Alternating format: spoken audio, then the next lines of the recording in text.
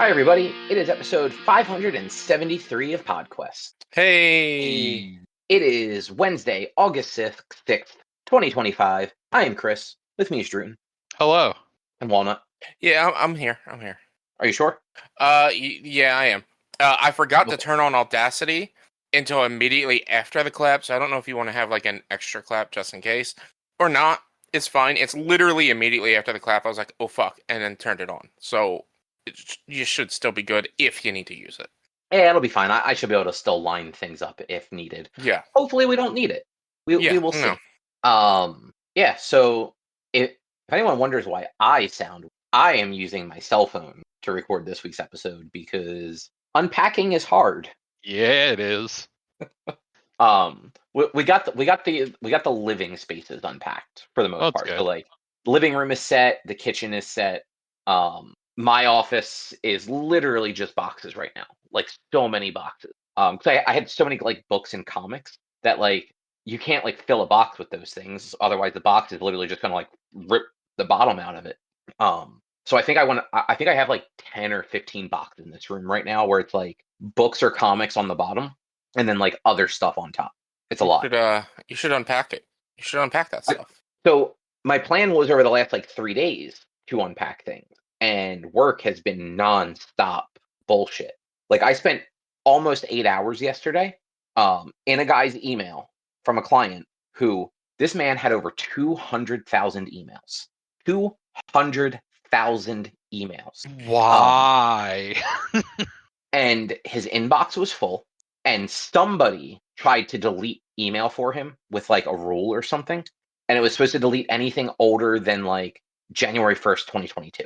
And instead, it apparently deleted his entire inbox. Nice. Everything. So then it's been like weeks of trying to recover stuff, and like there's just not a good way to do that. And his mailbox was full, so it's even harder to do. So yesterday I was literally manually deleting emails so that I could then recover email. So I was like deleting things that were older than 2022 so that I could recover stuff between 2022 and 2024. It was just the fucking worst. I mean, I will say, how many emails was it that he had? 200,000. Yeah. I will say, I don't delete emails from work because there have been times they've asked me about things that might have been 6+ months old. So, like, I understand having a lot of emails in your inbox or having a lot of emails saved because, like, you never know when they're going to ask about you. But, like, yeah, for me, like, I should probably set things, like, after 2 years, delete them. I don't give a shit. I won't care until the company comes to me about it. Well, but it also, it's his company. He already, so he had the largest mailbox available, which is 100 gigs. He was over 100 gigs of email.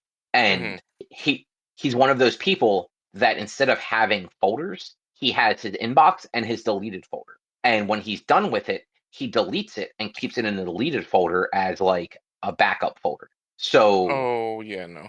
And so like when you do that, he then wants only certain messages to be permanently deleted. Like he basically wants to have 3 years of email between his deleted folder and like his active inbox. And because he doesn't actively delete things out of the deleted folder, he just had hundreds of thousands of emails in there. And so when somebody tried to actually clean that up, it just deleted it. Yeah. I mean, my inbox, my inbox is just, everything is in my inbox. So, like, I don't have folders either, but it's also just, I don't care. It's not my company. It's just a stupid company I work for. You're also not, like, directly, like, working with, like, clients and stuff like that, right? Yeah. Like, all your emails are internal communication. Yeah. Like, you're getting emails specifically for your, like, job role. So it's a little bit different. Like, I can understand that. Like, not necessarily, like, organizing it. You also, I have to imagine, don't have 200,000 emails. I mean, I haven't deleted my emails since I started working in 2020, so I mean, I don't know. Questionable. Yeah. I'm curious actually how many work emails I have if it wasn't for like Outlook auto archiving things or whatever. But in response to that, hold on, come on. Look, Rich, come on, Gmail. you would need to get an average of 109 emails a day for the last 5 years to have 200,000 emails. Okay. It's definitely not that many. And can tell you. Can I tell you how many messages are in my email? I don't know. I don't think I can in webmail because webmail limits that stuff. But like my mailbox is 11 years old. I want to say. Yeah. Oh, maybe I can. And I definitely have more than I should have. I probably have around 90,000 emails over the course of 16 years, right? No, So Right. 11 years. Over the course of 11 years, I have 80,000, 90,000 emails. Hold on. I guess I got to do math real quick. And by do math, I mean just pull up the calculator. 52 plus 37 plus 29 plus 2. I have 120,000 emails in my personal Gmail account. That you've had for like 20 years, right? 2021 is the oldest email in my inbox. It's because Gmail separates things, and God, who knows how many's like, oh, spam's like 141 because it auto deletes. But like the promotions email has 52,000, and that's as old as that did not. Well, you've also said properly. before you don't delete emails out of your personal and often don't even look at them. Yeah, I mean, I've got emails as old as 2011 in the promotions one for like I don't know why I have them in there. I don't know why I still have them. They're like red. They were like insurance information and stuff, I guess. Yeah, I turn off all that like smart folder thing because I hate. I don't.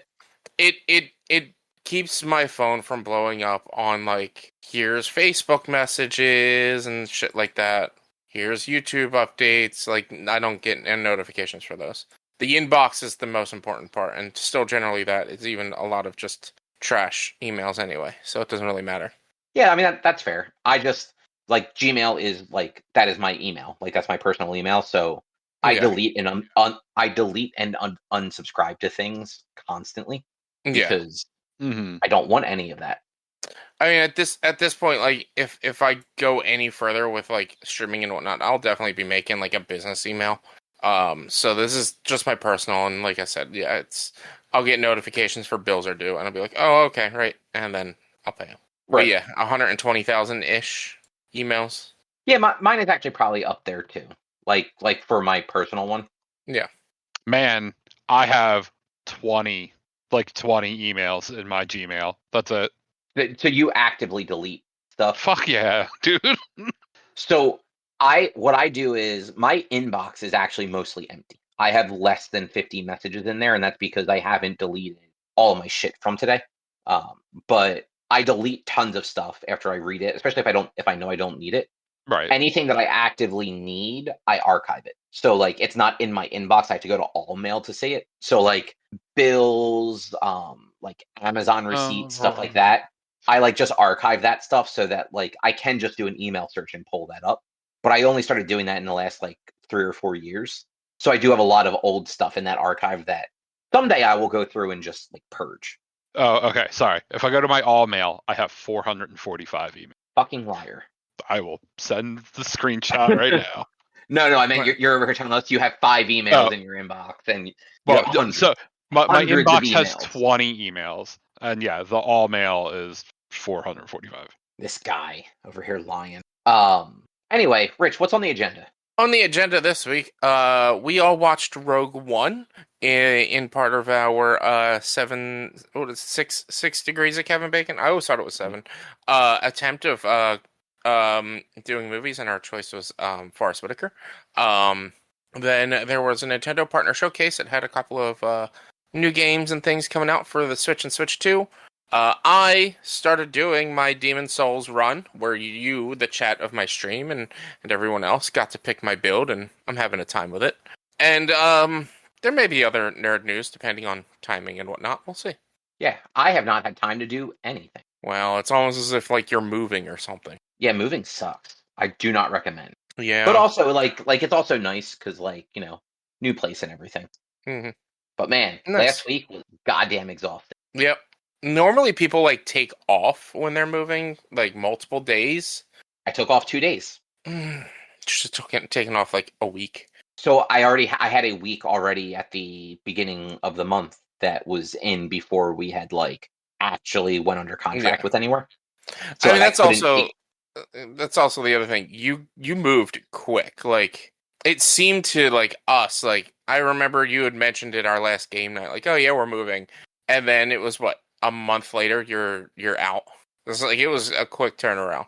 So Yeah, it really was. yeah. A lot of that was like, so because we were buying and selling, we had like so we got lucky. So that, like this is not the agenda, or this is not on the agenda. But basically, if you're selling a house and you need to use the proceeds of that sale to like buy the new place, you have like two options. You can do like a contingency sale where basically like whoever you're buying from has to agree to give you time to sell your house before you like close on the new one, because you need the proceeds from the sale to buy the new one. The other option is you can basically rent, like sell your house, rent for a few months while you find a new place, and then you just have the cash basically to like do the down payment. um we made a couple offers with like the contingency, and they were just immediately like beaten because people are coming in with like non-contingent offers that are either like the same or roundabout, and even going over, we just weren't getting it because like who's going to take a contingency when they have like an immediate offer sort of thing. um so we got lucky, and our neighbors at the old house, their relatives were looking to buy, so we actually got this, we sold to them like off market basically, like we never listed our house. um, our realtor just kind of like took care of everything, and we sold directly to them. The way it ends up working out though is, so we went on last Tuesday, we went and we sold our old house at 10 a.m. At 11 a.m., we bought our new house. At 1 p.m., the movers showed up at our old house and loaded their truck and then brought it to the new house, which only worked out because we kind of knew the buyers of our Right. old house, and they had actually originally like part of like our like agreement with them was we'll do the sale for them like immediately, but we needed them to give us like, if we can't find a place right away, the option to basically like rent the house back from them for a couple of months while we found something. um and like they agreed to that, but then we found a place and our offer got accepted, so we were able to like move on it right away. We found out like from our realtor that under normal circumstances, when you do this, you actually like, the movers show up at your house at like 8 a.m. and they unload your old house before you even go to closing. And then they just hang out in the truck for hours with all your shit in it and charge you loads of money um until like you get the keys to the new place, and then they unload into the new place. We at least got lucky enough where we were able to do all the closing and then have the movers move our stuff out. So like that saved us a little bit, but there was some stuff that like both of you guys had been into our Brooklyn house. Like it was small enough that like once we had boxes everywhere, there was no space to like get to stuff. So we Mm-hmm. had some like odds and ends that we legit just couldn't pack up ahead of time. So I actually went back Wednesday with like a U-Haul van just to like pack up like all those like weird odds and ends that like also wouldn't really fit in boxes or anything. It was a lot of like random cleaning supplies and like totes of stuff and like stuff that was just getting like thrown in like bags essentially. Just to get like all those odds and ends. So it was a long couple of days. Hmm. But all that said, what did you guys think of Rogue One? I love that movie. It's so good. It's fine, I guess. I mean, for a Star Wars movie, it's pretty good. I But I let I me roll would back. For a modern Star Wars movie, it's Okay. pretty damn good. For a modern Star Wars movie, sure, yes.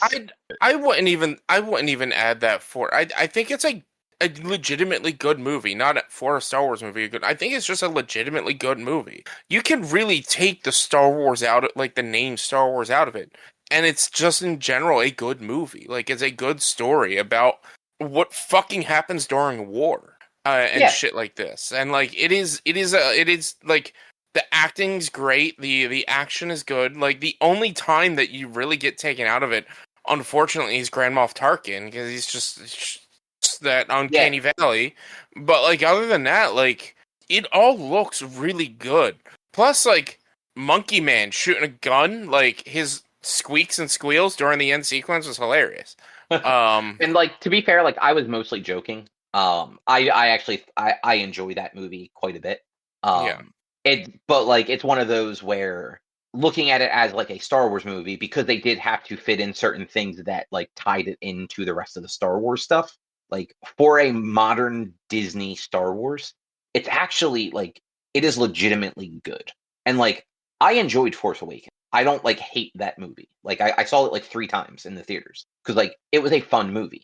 It's got its flaws, and a lot of it is like legitimately just a rehash of a lot of the stuff from the original movie. But like I still had fun with it. And then they just kind of lost their track with the next two because they didn't have any sort of unified vision for it.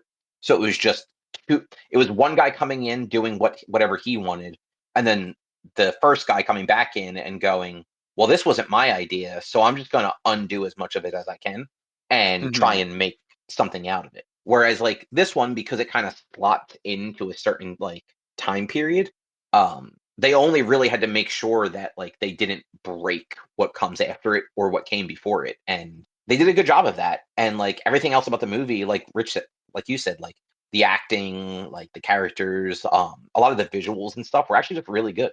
Yeah. I do question the like why was Leia's ship in the middle of the war of the Endgame battle? Like why was Leia where she was? That doesn't make as much sense. But other than that, like I mean they really did it just to throw in the R2D2 and a 3PO.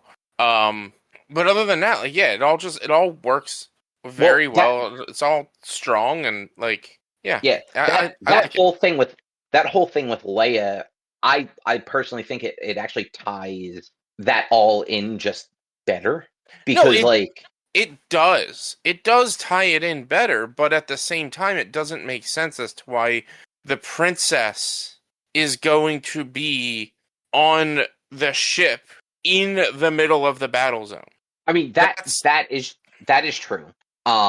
I feel like I remember, and like this doesn't entirely help because like it only works if you've read like novelizations. But I want to say so they did these there's 3 of them, and they're Disney era books. So they're called From a Certain Point of View, and there's one for New Hope, one for Empire, and one for Return of the Jedi. And the way that they work is they run from the like right before the movie starts, usually till like the end of the movie, but none of it takes place from the point of view of any of your main characters. mhm, So like in the one that stands out is in Empire Strikes Back. There is an entire section from the Imperial side. Like one of the short stories in it is from the Imperial side, and it focuses on the people that were monitoring the probes that were getting sent out across the universe at the beginning of them, like looking for signs of the rebels. mhm, So like it explores like these people that work for the Empire but aren't necessarily like on the Empire side. And I'm pretty sure in the A New Hope book at the beginning, it might actually be from the point of view of Bail Organa talking about like Leia going on that mission and like giving it like a reason, which like I said, doesn't fix it for the movie because like you're just kind of left with that. Why was she there? yeah. But it does fix it like on the back end, like as far as the canon goes. Mhm, But like you're right, like it is a little bit weird. Like she is both on the Senate and like a princess. So because that's her whole thing at the beginning of A New Hope. When Vader shows up, she argues that they're a diplomatic vessel on like a peace treaty or something like that. And yeah. by by the end of Rogue One happening, you actually see like, oh no, like Vader actually like 100% knows she was involved, Mhm, which yeah. like does kind of like twist it a little bit in like an interesting way. Yeah. It's just that's the only thing that I'm just like it's so weird that like she's in the middle of the battle. Like other than that, like it's fine. But it's so weird that she is right there in the middle of the battle. But yeah, I enjoy the movie a lot. It made me actually like want to watch Andor because I know season 2, the most recent season, I think that's the last season of Andor, and it leads It right is. into Rogue One. And so I'm I like, all right, did. I want to Sorry, watch Rich. it. I'm just like, yeah, I want to watch it just so that I can say I watched it, basically. Yeah, and I actually, so I we had talked about it. I started Andor, I Mhm. watched like 3 episodes and then kind of ran out of time with like packing and everything. Yeah. But like the 3 episodes I watched, like I didn't love it, but from what I hear, the first season is a little weak at the beginning. Mhm. Um, but like I didn't love it, but it wasn't bad. Like it was still Yeah. one of those. It's like, okay, this seems fine. Like Yeah. I see what they're trying to do. I am at least curious where this goes because apparently season 2 was just phenomenal start to. Mhm. Yeah. Drew, what did you actively think about Rogue One? Because you've seen it before, right? I Yeah, I feel mean, I'd seen it when it first came out, and I didn't particularly love it or hate it either way back then, and just I don't know. I think it's fine. I just am kind of over Star Wars in general. So like, I don't know. I didn't know that that movie needed to exist, so it's like, I don't. I mean, I It's feel like that movie qualifies itself better than like the Han Solo movie Solo. did. Solo Yeah, didn't need to fucking exist at all. Like, I don't understand why they decided Solo was like. I feel, yeah, I agree with Cobb. I feel like that movie was is a little bit more important. And like the argument of does it need to exist? Does any movie need to exist? No, but it's the story that we've been told and never actually seen. That's why you make it. We've never been told a story about Han Solo. All we know is the fucking Kessel Run. Who gives a shit? We've been told this story about getting the plans. We've never seen it. We've never actually gotten the full story. Now we know. And that's like the biggest point of this movie, I guess, or the biggest reason why you would make it. yeah, Yeah, yeah, and like Drew isn't wrong that like it wasn't necessary. Like they could have not made this movie and made something else. But also at this point, when this movie came out, like Star Wars was a cash cow for yeah. Disney, so they were I, absolutely I, going to make it. I mean, this And came out after Episode 7, or exactly, yeah, which made over $1 billion, and this was the first. This was the first movie after that. So it was yeah, 7 was 2015. This was 16, and then Episode 8 came out the following year or the year after, and then Solo. Like I think it yeah. was like I think It at this was point it was every other year was a numbered sequel, and then the 2 years in between were Rogue One and Solo, and it yeah, was like yeah, they had 2 solid ones with Episode 7, which like again not perfect, but I thought it was enjoyable. And then Rogue One, and then The Last Jedi kind of faltered because apparently J.J. Abrams and Ryan Johnson didn't have a conversation. And then Solo was just like, really, his last name is Solo because he was alone. Like, yeah. fuck whoever wrote I've that. never even seen Solo. I've not watched it. I have no interest in watching it. Like if I Oh, were to ever do like like a Star Wars watch through, it would be included in there just because. But like I honestly, I've been thinking of doing like some form of Star Wars watch through, and my plan was to do the like 4, 5, 1, 2, 3, 6, like and the then I machete was order. yeah, the machete order. But I think I was gonna honestly start with Rogue One because Rogue One doesn't really deal with any major spoilers. Um, so I think Rogue One is a really good movie to start with, especially modern day, like newer people who've not really seen Star Wars. It's like, oh, start with this movie. This is like a big deal in the universe. Let's start with this, and then we'll get you to episode 4 or 5, and we'll do the machete order. And in my opinion, I was thinking like, you know what?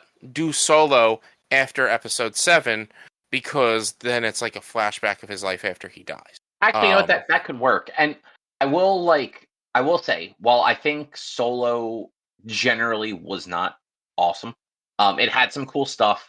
The casting was actually really good. Like yeah, Donald Glover as Lando. I forget the guy's name that did Han. What's her face from Game of Thrones as like the love interest that obviously can't like be in it after that. yeah, And like Woody Harrelson was in it as like basically the smuggler that taught Han how to smuggle. But then like they made a bunch of other stuff just like weirdly unnecessary. Like again, like he got his last name Solo by signing up for the Imperial Navy, and not having a last name. So the guy just literally wrote, "Well, you're by yourself, so your last name is Solo." yeah. I mean, that's how a lot of people got the name Smith. They were Smiths, so Yeah, they but Smith also and yeah, stuff like but that like comes to play. Yeah, I don't know. Stuff like that was just dumb. Like the fact that the reason the Millennium Falcon is so good is because Donald Glover uploaded his dead AI robot into the ship as it died. And like they even made like the Kessel Run less cool, like because it was always just this like kind of like thing you didn't really know what it was about, and parsecs is not a unit of time; it's a unit of measure. Yeah. So him saying he made it in under like 12 parsecs or whatever the quote is like never made sense. So like they fucking like defined it in the movie and like frankly made that whole kind of concept a little bit worse.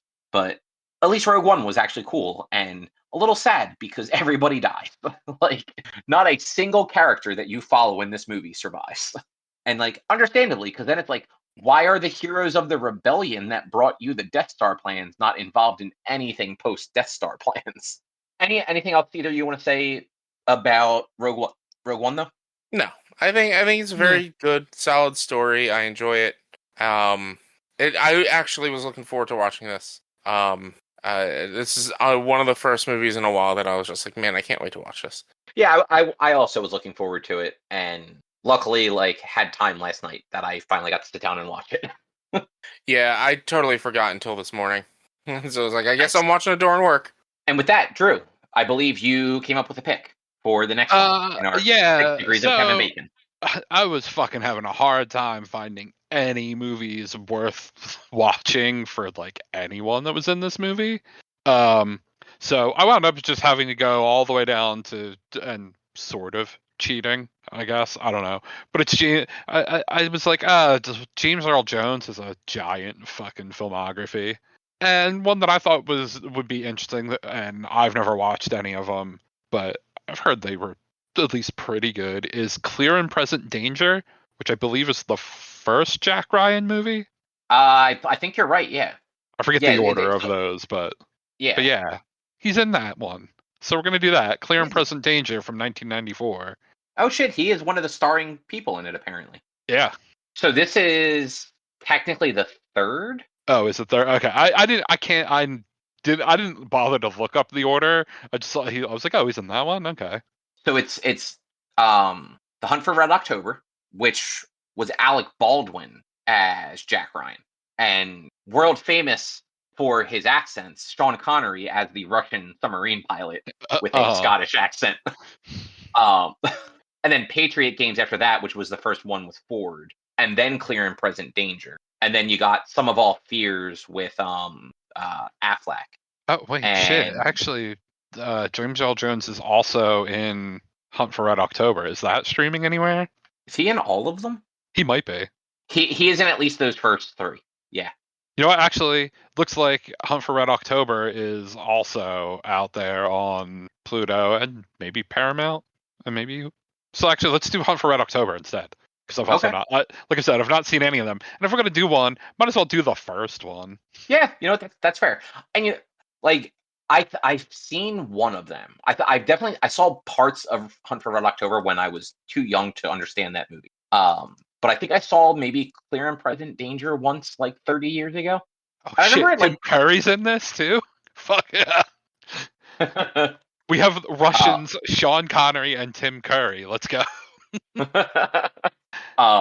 Yeah. So yeah, Hunt for Red October in 2 weeks, and then Rich, you'll have a pick based off of the cast of that movie. I just gotta say, Drew, I love that out of all the characters in this movie, all the actors, you picked the guy that had 2 lines in it, and but look at the filmography of everyone else; they're in nothing. Ben Mendelsohn is in so much. I looked at his stuff and I'm like, I don't know any of this. Ben Mendelsohn. Mendelsohn is Orson Krennic. Oh, he was the bad guy. Yeah, he was in fucking The Dark Knight Rises. That was the one thing I recognized. I've seen that movie so many times. It's not interesting to watch again. But still, I don't know. I don't want to pick for this. This is a me thing. For this, I don't want to pick movies I've seen unless, like, literally, there's no other choice. No, but to play the game of 6 Degrees of Kevin Bacon, we could have had this. Actually, no, maybe not, because I don't think anybody from Captain Marvel was in the Guardians Christmas special. So never mind. Wait, was Kevin Bacon in the Guardians Christmas special? You have the whole entire thing is about getting Kevin Bacon as a Christmas gift for Star-Lord. That's hilarious. It's I have amazing. not. I haven't watched anything Guardians since Endgame because I just got bored with those characters after Endgame. But yeah, it's just I find it funny because I clicked Ben Mendelsohn and I was like, oh yeah, he's got a bunch of movies, and Diego Luna he's a relatively new actor and mostly telenovelas and other like Spanish features, so he's a little bit harder. Felicity Jones, I'd have to look more into it, but I'm sure she's got some stuff that would be good. She hasn't been in that much stuff either. She only has 48 credits, and most of it's TV. Like, I was actually talking to Erica last night. I'm just like, there was like this period in like 2016 where like she was actually popping up in a lot of stuff because like she had a small part in Amazing Spider-Man, that she was supposed to be in the sequel as Black Cat, and they dropped that because they never did a sequel to Amazing Spider-Man. Yeah, they stopped doing Amazing Spider-Man. And like she was in a couple other things around that. She was in that Theory of Everything, the Stephen Hawking movie, and then like she just wasn't in a lot of stuff anymore. Like I looked, she is still in stuff. It's just not stuff that was getting like attention. Yeah. But like, to be fair, like if this was my pick, I probably would have either done Alan Tudyk or James Earl Jones. I probably looked at a bunch of. I would have gone probably out in Alan Tudyk. He's got so much under his. Yeah, I've seen almost all the stuff that I would want to see that he's been in, though, and it's like, Yeah, Mads and like, Mikkelsen, Mads Mikkelsen hasn't been in that much. He did a lot of television, surprisingly. But you know, like for James Earl Jones is one of those ones where, like, thinking about it, other than Star Wars and Sandlot, I have never seen another movie with him in it that I can like think of. Yeah, I don't know that I know him, to be honest. Yeah. Yeah, and you know what? Like, that's definitely like an interesting like he was in, like, I'm trying to say the right words here. He was in show business for so long, and to think like you know him, like you know his voice, and it's like I don't know that I've seen many of his movies or like movies that he was in. I saw the episode of Big Bang Theory he was in where like he made best friends with Sheldon. IMDb has Mads Mikkelsen making movies all the way back to 1986. Really? I thought he was mostly in like TV and theater. Mads Mikkelsen? Yeah. Just closed it. But I mean, like, what? That's where to watch, you know? No, I'm not mad. I'm laughing at it. That's all I'm saying. I would have picked, honestly, Mads Mikkelsen was the first person I went to because I fucking loved the show Hannibal, and I love him. That show was really good. Like, he did really good in that. I would have picked Casino Royale. It's not streamed anywhere. Really? It's on MGM Plus, which none of us have, and I'm not going to make any of us fucking sign up for a thing that we don't have. I'm sure MGM Plus has a subscription. So if I remember correctly, that's one that you have to do through like Amazon Prime. Like, I don't think you can get MGM Plus on its own. Like, I think it's like an add-on to other services. And yeah, they don't have a trial. Oh no. They have a trial if you sign up for the yearly subscription. Yeah, you can get free 7 days if you sign up for the yearly, but it's. I wonder if that I think you'd have to. You pay for the year and it goes one extra week. I don't know. Wasn't all the Bond movies on HBO like last year? Like, is this new? Probably. Oh, because I bet at some point they are going to just be on Amazon, because Amazon owns the rights to the Bond films now, if I remember correctly. Oh, they're making the I next do think one. that. Yeah, I don't know. Also, I mean, in fairness, I might actually. I think I own a copy of Casino Royale on Blu-ray. But also, again, it's not streaming anywhere for free. I'm gonna say this: the rental is $4 for Casino Royale. Sure, but yeah. Honestly, I'm just gonna throw this out there because I'm probably like, I don't think we have Paramount right now. I will probably rent The Hunt for Red October. I would rather watch The Hunt for Red October than Casino Royale. I've seen Casino Royale a bunch of times. I have actually, I've never actually seen all of Hunt for Red October, and I watched that Jack Ryan show on Amazon, the one with Krasinski. Mm-hmm. and actually, I really enjoyed that show. So like, I'm curious to see what like the older stuff is, especially with Sean Connery as a Russian submarine pilot. Yeah, Or look at all the options we're gonna have for you, Richie, for the next one. Sean Connery, Alec Baldwin, Tim Curry, Stellan we, Skarsgård. Rich, I we can't can watch wait. Clue. We could I, watch Clue. I can't wait to have Scottish Sean Connery as a Russian, and then choose Highlander to have Scottish Sean Connery as a Spaniard. Oh, you know what? Highlander's also a good one. I've Um, never so, actually seen it. I mean, I so don't think I've ever seen the movie. No. Highlander is good. I like Highlander, but also Clue is awesome. So just throwing out that out there too. Yeah. And also has a decent cast: Christopher Lloyd, Tim Curry, Martin Mull. Anyway, wait, Martin Mull is dead. Holy shit, he died last year. I didn't know that. Huh.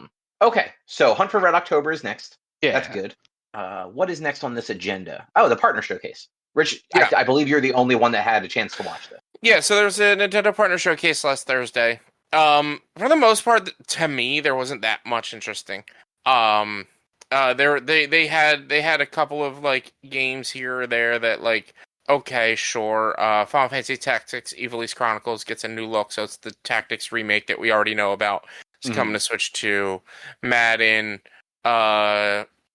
Soccer, EA Sports, FC. Persona 3 Reloaded, stuff like that. Like things that just really don't matter that much. Plants vs. Zombies apparently is getting a re-release. The original Plants vs. Zombies on Switch 2.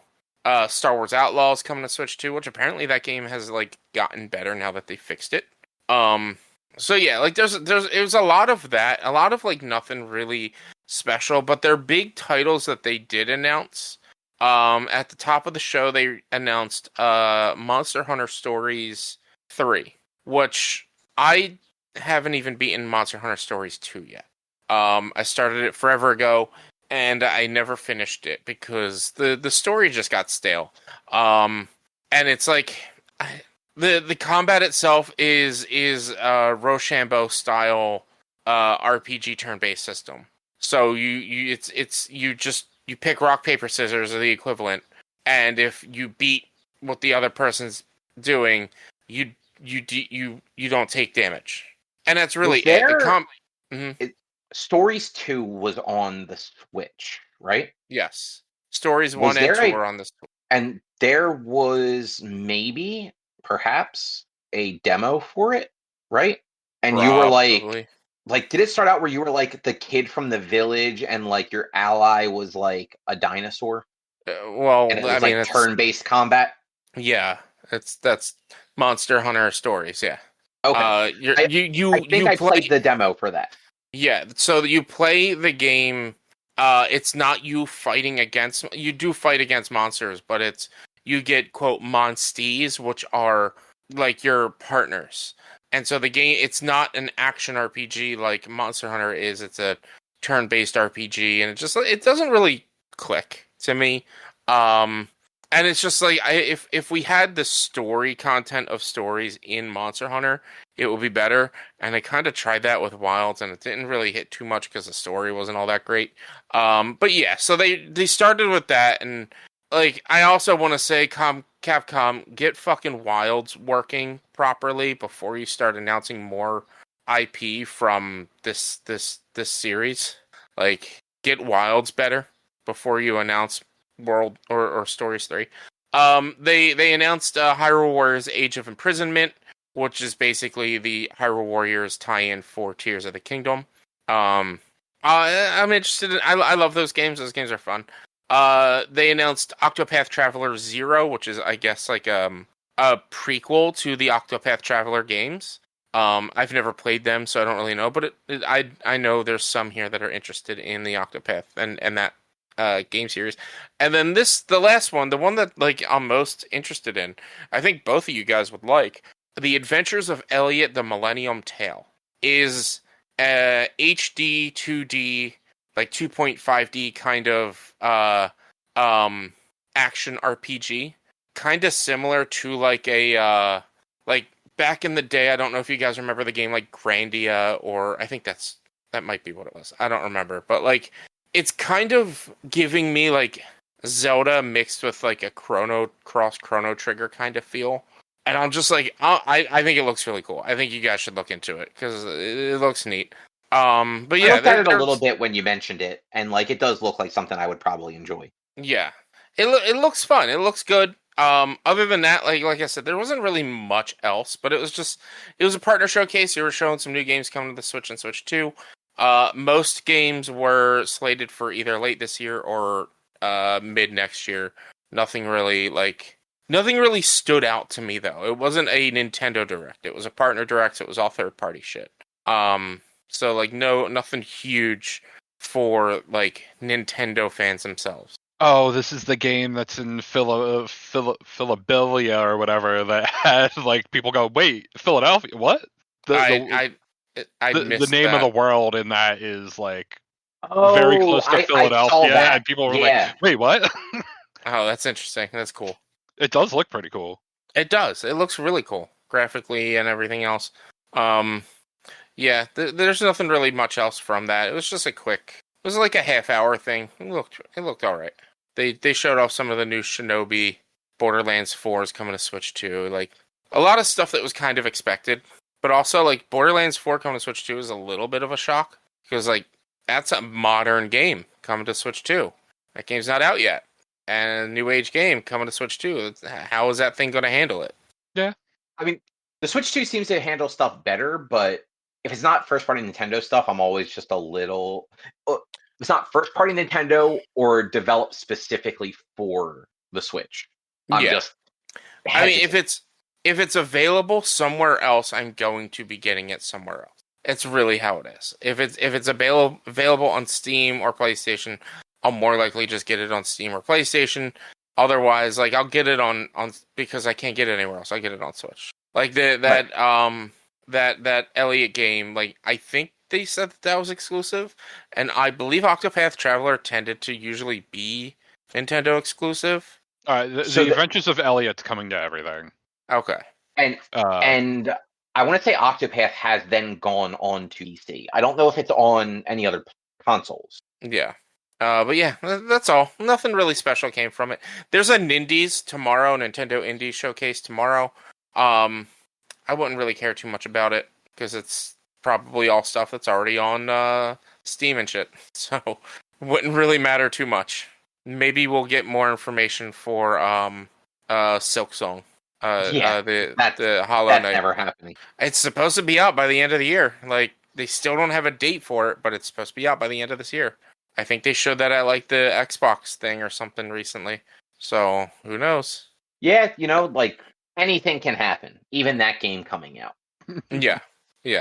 So anything else really at the showcase worth mentioning? No, not that I can remember. It was a week ago. It was literally like last Thursday. So, and it's been a lot of times between then and now. So, not that I can remember.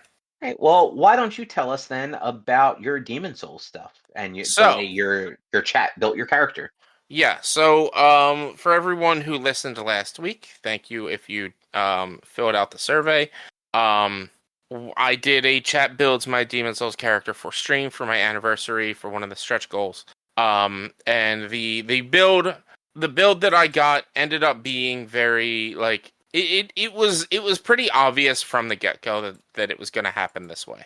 And so it was like I'm not shocked it happened this way because I've known this for over a week because some of it just like blew out the water of everything else. So to start, the starting class I got was Priest, which that class is a high strength, high faith class. With some some magic, but not enough to really cast it too frequently. Primarily, it's just made to have like a little bit of additional healing, using blunt weapons and heavy armor and shields. So you guys started me off with a priest. However, you said I wasn't allowed to use shields, so I had to take the shield off immediately as soon as the game started. Yeah, the armor I was supposed to wear is not the armor the priest started with, so my rule was I was allowed to wear the armor until I got the armor I was supposed to wear. But I took off the headpiece and the chest piece to make my rolls faster, because that's how those games work. It was a full plate armor.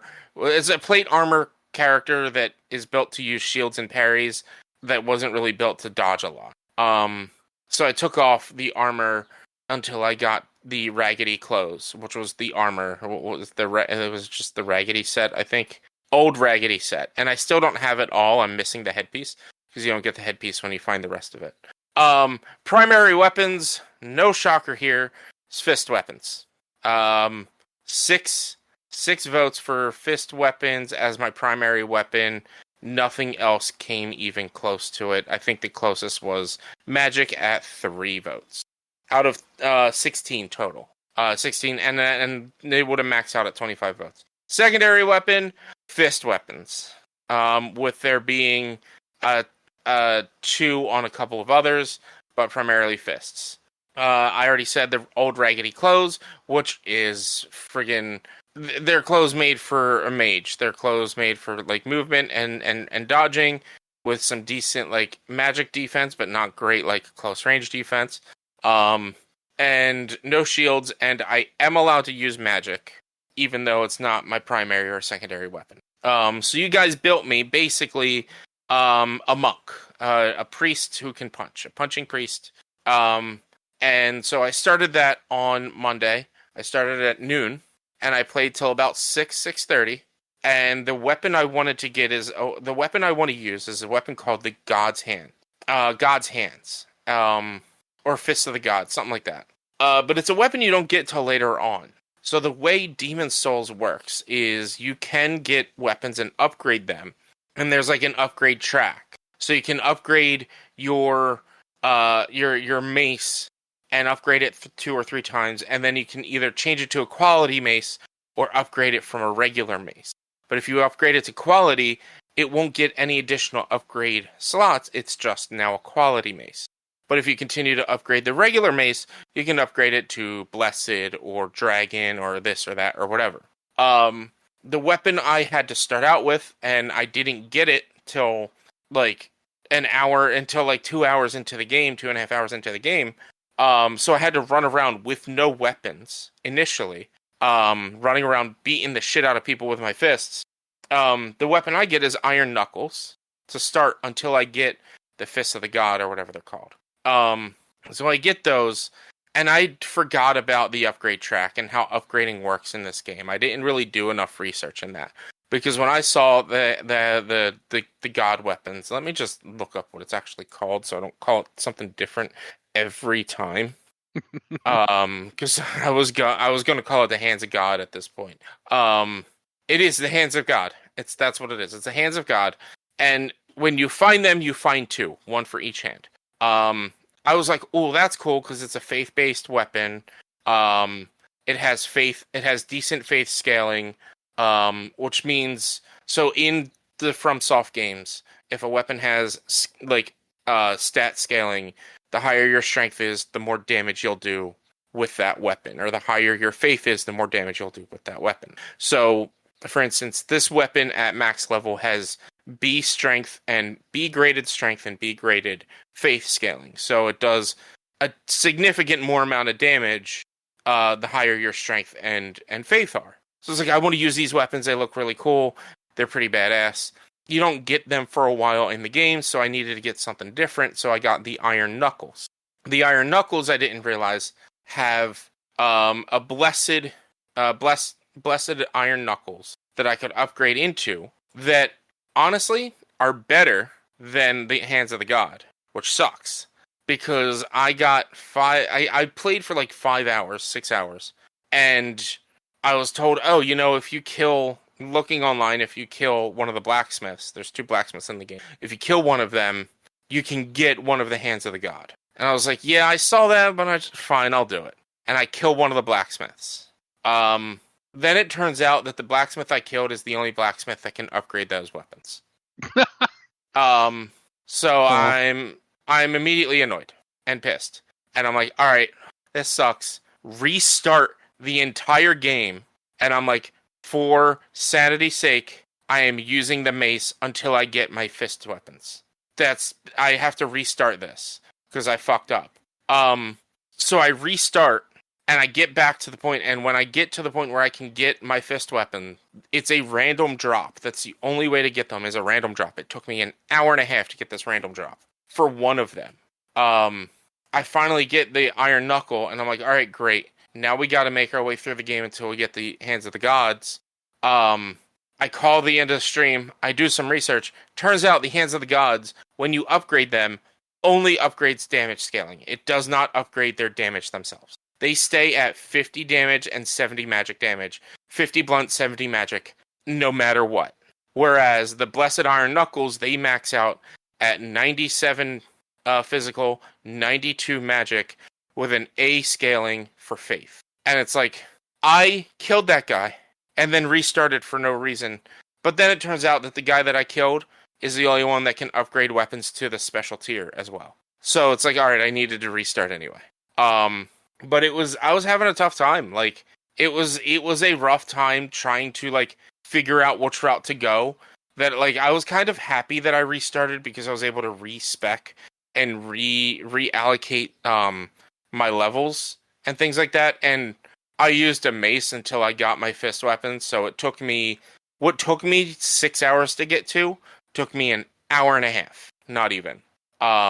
Because I was just like, I had the pattern recognition of how these enemies fought, and I knew how to just parry them and knock them down with the mace. The mace is doing more damage, or relatively more damage, than just the fists were, and like it had better reach, and it just like, it all worked better.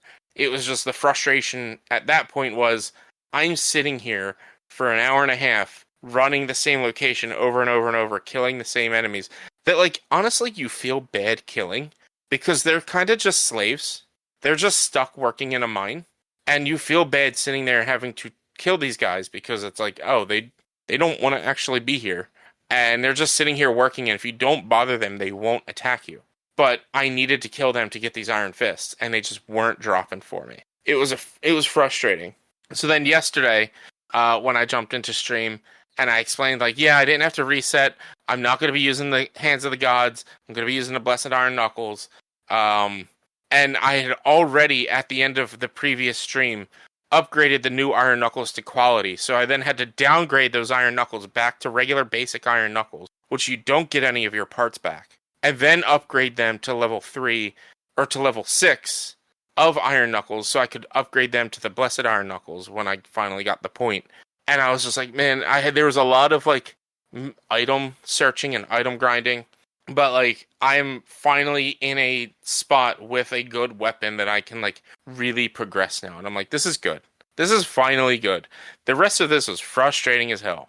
But yeah, it's tough because the armor, the class build is a close range speed build. But I don't really have much armor and much defense. I don't know for sure, but I think like the old raggedy armor is just not great. Caps out at 68 physical defense, 68 piercing defense, 81 bludgeoning defense, 60 magic, 34 fire resistance. Is probably the worst part, is it's the fire resistance, and a lot of fire is killing me because every enemy with fire has ranged fire damage. And so it takes me so much to catch up to them, to get right on them, or they're using some sort of like spear, and I just dodge and miss my iframes just barely, to where they're constantly getting to me. It's a pain. It's such a pain. Like, a build like this would probably be better to have like the black leather set, which is more of a like a rogue build. But the old raggedy is made more so for like magic casting, it seems. I don't really. There's. Okay. I mean, the armor itself doesn't give any buffs to anything, though. That's the thing about like Demon Souls armors, is like they don't generally buff anything. It's not like, oh, if you wear this, you get more magic. It's just general defense and different resistances. So like I don't have any standout resistances or defenses to anything except for maybe magic damage, it seems. What is that one? Slashing defense. Yeah, my magic defense is at 60. My slashing defense is at 68. Blunt defense is at 81. And piercing defense is 68. So, like, I have a lot of defense against blunt damage. That's about it. Like, Yeah, it's a rough build. It's fun. I've learned a good spot to grind to get healing items finally, and it took me a while to get there because I actually had to at in the first region, so in Demon Souls, it's much different. I've honestly never played Dark Souls, any of the Dark Souls. I've only played Demon Souls, Bloodborne, and Elden Ring.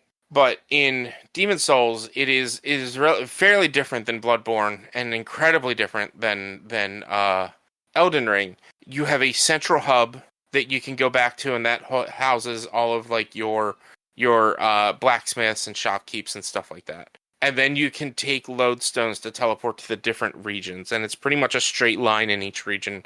Not exactly straight, but it's fairly linear to get to where you need to go to get to the boss of that region, and there's several bosses in each region. You In order to be able to unlock the other regions, you need to defeat the first boss in Boletaria, which is the first region. That boss is Phalanx. It's obviously one of the easiest bosses in the game. It's just a big blob ball that like has a bunch of other smaller enemies around it. So if you can do some fire damage or throw some fire bombs at it, you can do solid damage and kill it pretty quickly. The second boss in that area follows the bridge. And the bridge is like one of the biggest pains in the asses of the game, outside of the Valley of Defiled, because a dragon will swoop down and breathe fire on the bridge as you're crossing it. And if you get hit by this fire, it's basically one hit KO at that time. And you can kill the dragon, but it takes a lot of arrows and a lot of time to kill that dragon. So it's not something I was going to do or did. So what you have to do is fend off the enemies, get to the bridge, have the dragon fly by you, run across the bridge to the first section. Kill the enemies there, go under the bridge where you don't have to deal with the dragon, get through that section, deal with the enemies there, underneath, climb up onto the third section, and then run across the bridge after the dragon flies by again, breathing fire. To get to the final area right before the boss, where there's three crossbow enemies, and then 2 blue-eyed knights. The blue-eyed knights are luckily far enough away where you can pull one of them and not pull the other. But those guys are incredibly difficult to fight. They have big shields. They are very strong. They hit very hard. That early in the game, they drop about 400 souls, which is a lot of souls at that point of the game. And you have, like, for me, my biggest go-to is to wait for them to attack and get locked in there and get an animation lock, circle around to their back, and then just do back attacks on them. Because you get like special attacking animations when you can like sneak attack them from behind. And that's what I was doing. Like, it's either I will parry an enemy if I know the parry and get that attack animation, or I'll let them attack, dodge around them, and get their back attack animation. Because that's really all you can do when you're fighting with fist things. But that following boss is called the Tower Knight. He is a giant knight with a giant tower shield. And in his arena, he has 8 crossbowmen also. That you have to go kill all the crossbowmen and then kill him. And he's tough. He's tough. Because he's all armor. So like even if since he's so tall, you can only hit like his Achilles. You can hit his ankles and stuff like that. And so you have to just beat down his ankles and hit his ankles down until he falls over. But when he's falling, you get the fuck out of the way, because if he falls on you, you die.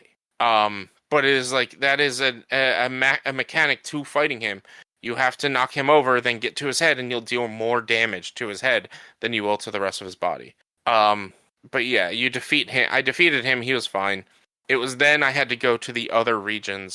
The mines has one of the most annoying bosses, one of the more annoying bosses in the game. Well, I guess now second more annoying bosses, because I forgot about what's in the Valley of Defiled.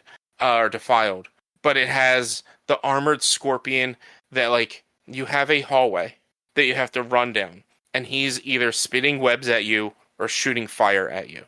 If he hits you with a web, you get stuck. I was able to lock down the dodge timing for that, but there were times that apparently I didn't dodge properly, or I dodged into it, or some shit like that. Or I dodged just a little too early where he angled his shot down towards me and not straight across. And he would get me, and then he hits you with a fire, and sometimes he either hits you with a single fire, or he'll do a triple fire attack in a row, and you got to keep dodging out of that. Or the RNGesus that hates me would always do this to me and hit me with a web, hit me with a fire. The web would burn off because I was hit with a fire, hit me with another web, hit me with a fire, and I'd be dead.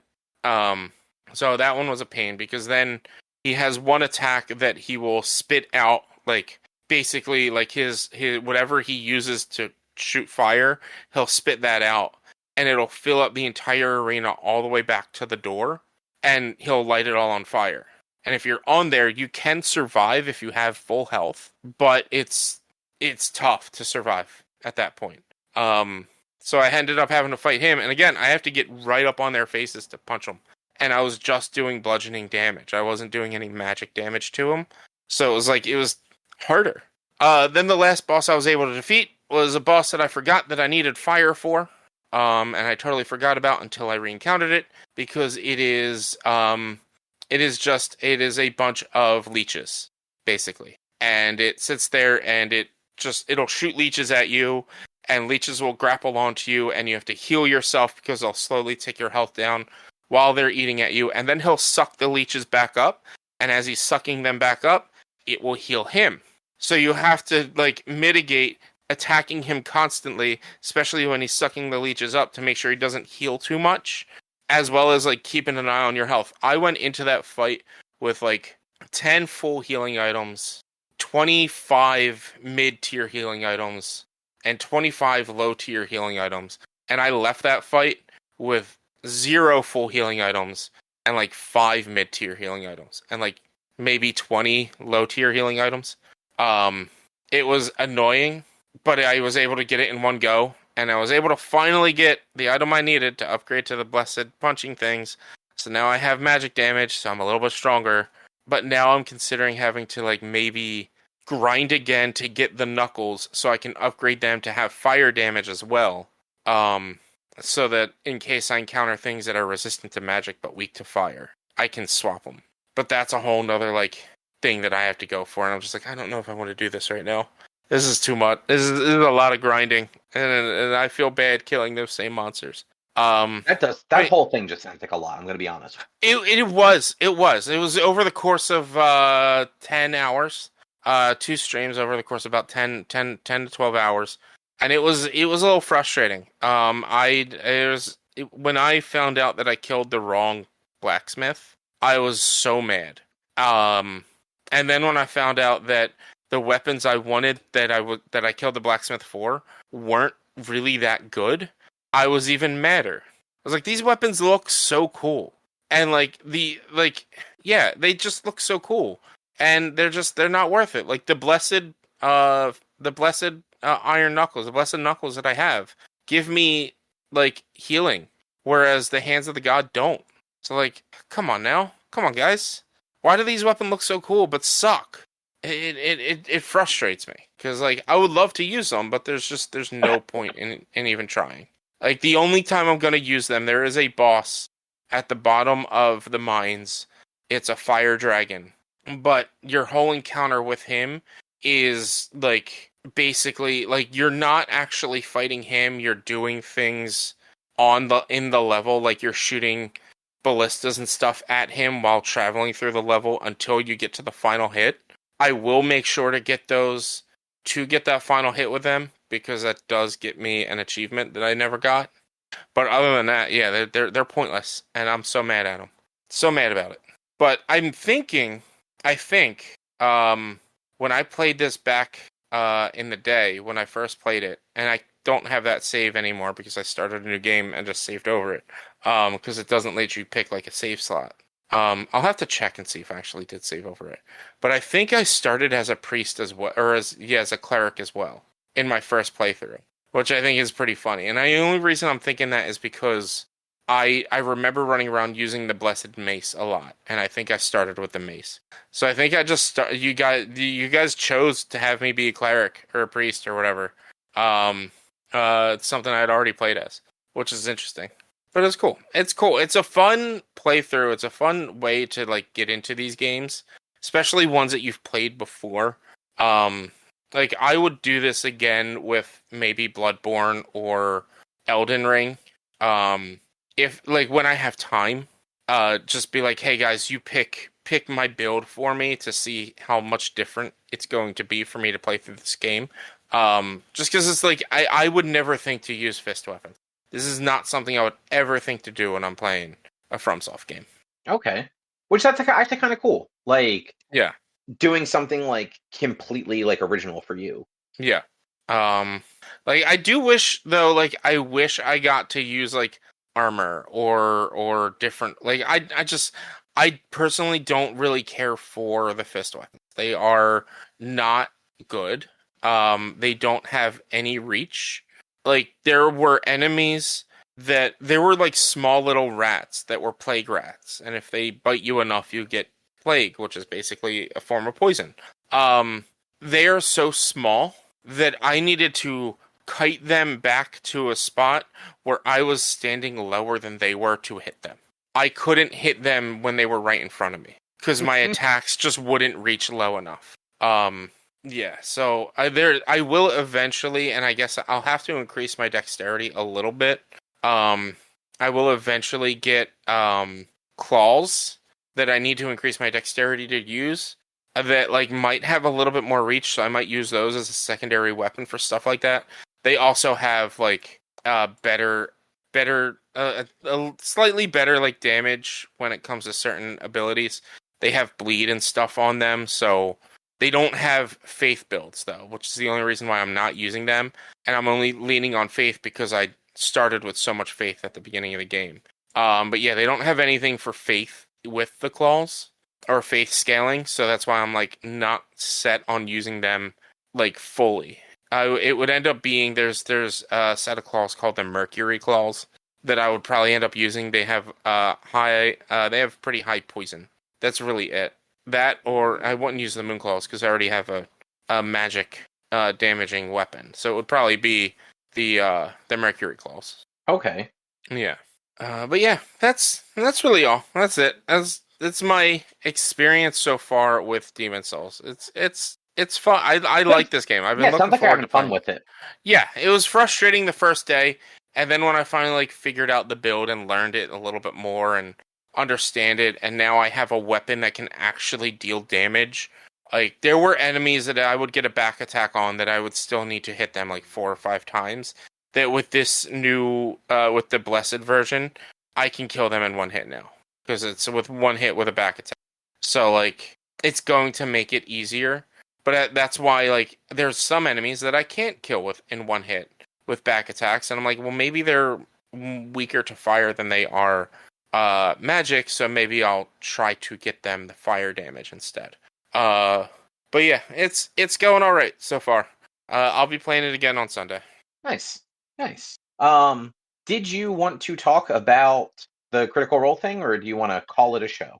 I mean, you don't really have anything to say about it. I don't know if Drew has much to say about it, but I think it's pretty big. It's pretty big news, the fact that like Mercer isn't going to be DM for Campaign 4 Critical Role. Yeah. It's pretty wild. Chase sees something outside, so he's crying now because he's a baby. Oh.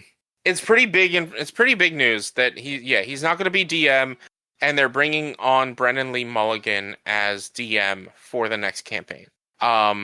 Which is like a lot of people are like, I'm even like, I don't think it's a bad call to bring in Brennan Lee Mulligan if Mercer's going to step down in the role for a full campaign.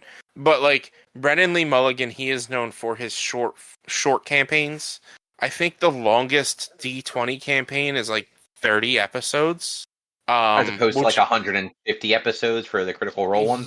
Yeah. So like, I mean, and look, 30 episodes or 30 sessions is respectable in a D&D campaign. Let's see. Fantasy High went 17 episodes for season 1.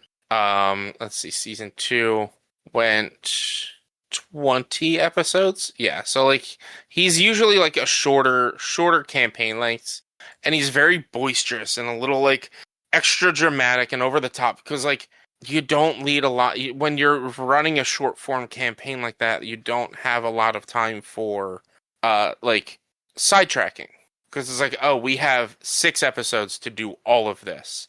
We got to get it done, so we can't do a lot of sidetracking. So it's going to be interesting to see how Brendan Lee Mulligan reacts to like allowing more of that time of the role play, and it's going to be really interesting to see Mercer be able to role play a character outside of being a DM.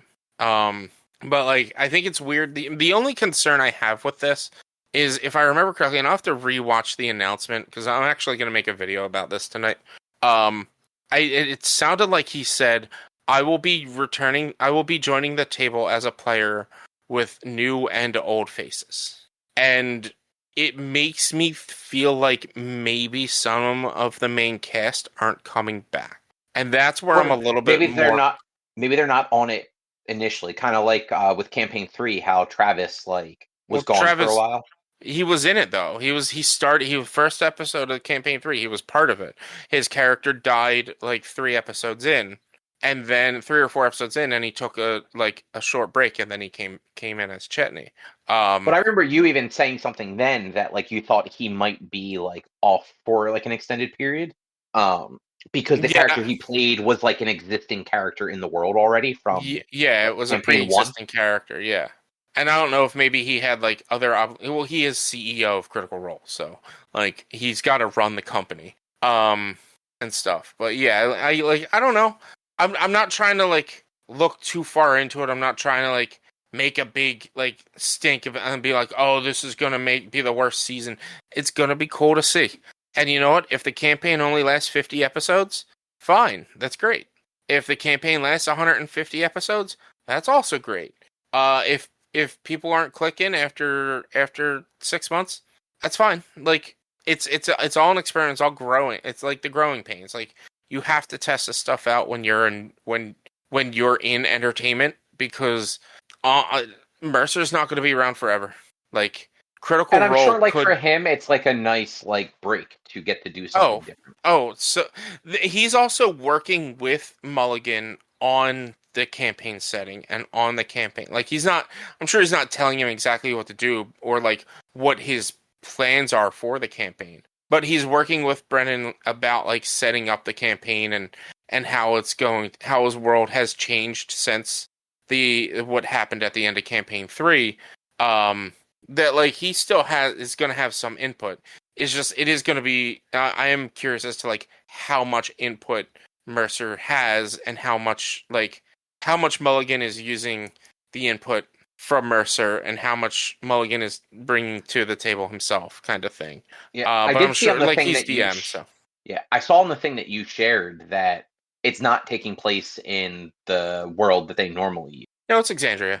No, it said that it wasn't taking place in Exandria. I didn't share anything. Okay, I must have Googled it then after you sent that it was happening. I thought you sent us a link. I don't know. No. Yeah, no, I read something that said it was not happening in Exandria, that it was happening in like a new world. A new world because the gods are gone.